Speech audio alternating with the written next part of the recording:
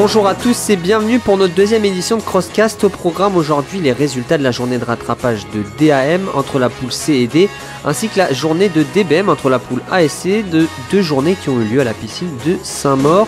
Bonjour Alvin. Bonjour Rodolphe. Alors, comment s'est déroulée la journée de DAM ? Eh bien, très bien. On s'est entretenu justement avec Vincent Verdier par téléphone, le responsable de journée de cette DAM, et tout s'est passé pour le mieux, aucun problème en particulier à noter, malgré le timing un petit peu serré de cette journée, il nous l'explique. Les équipes participantes ont respecté les règles qu'on leur a imposées, c'est-à-dire la présence des arbitres à 30 minutes après chaque match. Donc ils devaient surveiller les feuilles de match pour savoir s'ils devaient arbitrer ou pas les matchs suivants. Et on a réussi à finir à 7h moins 10, ce qui est très bien. Et on commence par l'équipe de Lagny, Alvin, qui a remporté son premier match 8-2 contre Pontoise, mais qui a enchaîné ensuite des matchs nuls 2-2 contre Hope et 1-1 contre Clamart. En effet, pour le club de Lagny, c'était une journée compliquée malheureusement, même s'ils s'en sortent finalement avec 5 points sur 3 matchs, ce qui n'est pas si mal. Je me suis entretenu justement avec Edgar, l'un des joueurs de Lagny, qui ne cachait pas sa déception après cette journée. Ouais, non, ça s'est pas passé aussi bien qu'on l'aurait espéré, je pense.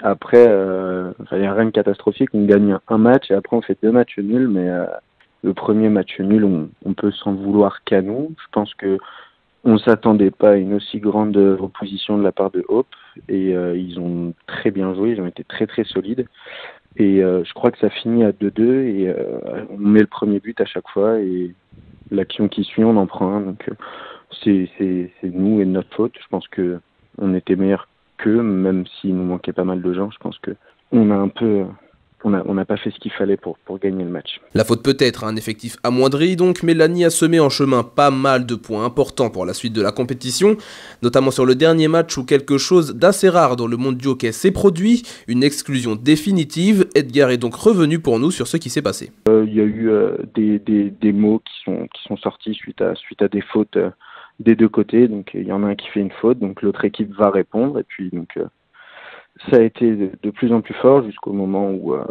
je crois que un joueur, je sais pas comment ça s'est passé, dans quel sens ça s'est passé, mais qui a fait faute en premier, mais en tout cas il y a eu une faute entre un joueur de Lagny et de Clamart et l'arbitre donc a sifflé faute et a mis je crois initialement 2 minutes. Après c'est parti sur 5 minutes parce qu'il continuait à parler avec le joueur de Lagny sans regarder l'arbitre, et puis après je crois qu'il y a eu une petite il y a eu des mots un peu plus haut que d'autres avec l'arbitre ou les joueurs. J'ai pas tout suivi, c'était un peu fouillis. Donc l'arbitre a décidé de mettre une définitive aux joueurs de Clamart. Un événement rarissime en effet, mais on aimerait cependant qu'il n'arrive jamais. Mais bon, sanction exceptionnelle pour situation exceptionnelle. Est-ce que ce type de sanction a sa place dans le hockey subaquatique, Alvin ? Si on parle de la sanction en tant que telle, bien sûr, puisque évidemment il faut toujours sanctionner les mauvais comportements dans une piscine, c'est quelque chose qui se fait dans tous les sports et c'est quelque chose qui normalement devrait arriver même plus souvent, mais il faut aussi souligner que justement à l'inverse, ce genre de comportement ne doit plus arriver justement dans ce genre dans les piscines, parce que ça reste quand même assez compliqué à gérer et même l'arbitre est une partie intégrante du jeu, donc il faut absolument l'impliquer au maximum et le respecter en toutes circonstances. Merci Alvin. Alors du côté de Diderot 12, un seul faux pas avec un nul 3-3 contre Clamart et 2 victoires 9-3 contre Pontoise et 8-2 contre Hope. Une belle performance donc pour Diderot 12. Tout à fait Rodolphe, carton plein ou presque pour Diderot 12 qui a vraiment fait forte impression sur cette journée, et c'est Guillaume, joueur de l'équipe, qui est revenu sur cette journée prolifique. On a commencé par jouer Pontoise 2 et on a gagné 9-3. On a bien joué, on est arrivé à 7 joueurs. Donc on avait un remplacement, on a joué en 2-3-1, on joue la dame pour optimiser un peu notre jeu entre nous et la façon de jouer en 2-3-1 et de tester quelques petits trucs éventuellement. Un bon exercice pour les Parisiens qui leur permet d'affiner leur tactique pour les échéances nationales à venir. Cependant, il y a eu juste un accrochage face à Clamart sur un match lui aussi très haché. On écoute Guillaume tout de suite. Et on a fait match nul, c'était bien serré. Clamart a très très bien joué. Du coup, on n'avait pas tout à fait réussi à faire ce qu'on voulait. C'était jouer très très rapide et il fallait qu'on monte un petit cran pour on était à 3-1 ou 3-2 à la mi-temps, 3-3-1. On a remis deux buts, c'était très serré. Il y avait pas mal de fautes aussi, des deux côtés d'ailleurs. Et finalement, on a réussi à égaliser, mais pas réussi à gagner. Et parce qu'à Crosscast, on est là aussi pour faire passer des messages, et celui-ci risque d'intéresser les équipes présentes dimanche dernier. On a perdu 4 bonnets blancs. On n'a pas fait exprès, on pense qu'on a peut-être mis les bonnets dans un mauvais filet. Ok. Qui était d'une équipe qui était à côté de nous sur les gradins, mais on ne sait pas qui c'est. Donc on a essayé d'envoyer des mails pour savoir si quelqu'un a des bonnets, je crois que c'est le numéro 2, 4, 8 et 9. Mais voilà, donc on les a perdus, on essaie de les retrouver. Mais... Ok. On espère qu'on va les avoir avant dimanche. Alors si jamais vous avez par mégarde embarqué ces bonnets blancs, vous pouvez vous manifester sur notre page en commentaire, n'hésitez pas. Le message est passé, Alvin, et pour conclure, le résumé de la journée de DAM, sachez que Pontoise 2 a remporté son match contre le Chesnay 3-2 après ses 2 défaites contre Diderot 12 et Hope. Les Parisiens de Hope ont quant à eux battu le Chesnay 2-1 avant leur match nul contre Lagny et leur lourde défaite contre Diderot 12.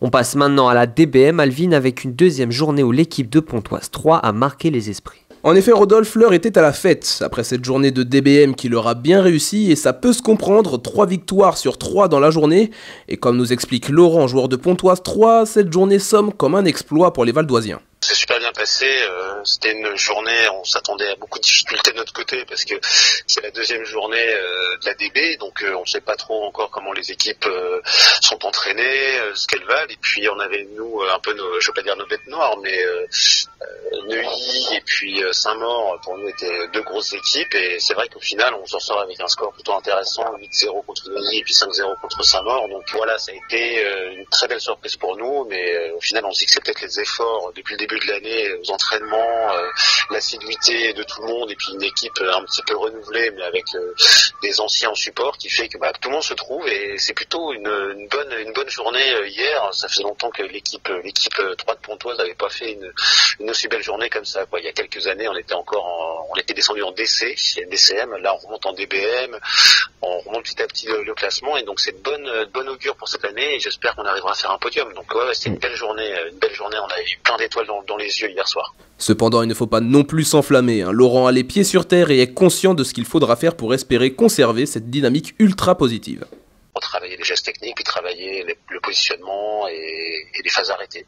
Voilà, pour essayer de conserver notre avance, et puis essayer de concrétiser ça sur la journée du mois de mars et du mois d'avril pour, comme je te disais, essayer d'avoir cette année un podium, ce qui serait une belle réussite pour l'équipe qui depuis, ça fait à peu près 4 ans qu'on a recréé un effectif là sur l'équipe 3, et ils ont connu la galère des divisions C, la montée en DB, et puis au fur et à mesure gagner des places. Donc là, ce serait une belle, je pense que tout le monde est motivé pour continuer à s'entraîner et puis essayer de faire quelque chose cette année, peut-être même un championnat, donc ce serait la récompense finale, je crois, de toute l'équipe, quoi. Et bien dans ce cas-là, on ne peut que leur souhaiter que tout se passe comme prévu, Rodolphe. On l'espère, Alvin.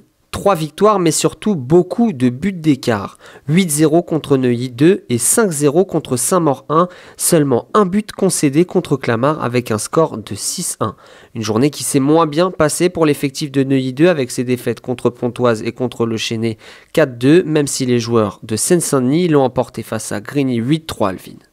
Et oui, pas spécialement une journée très positive, malgré quand même une victoire. On s'est entretenu avec le capitaine de l'équipe Boris, qui lui nous a expliqué qu'à la mi-championnat, en vérité, le plus dur vient seulement de commencer.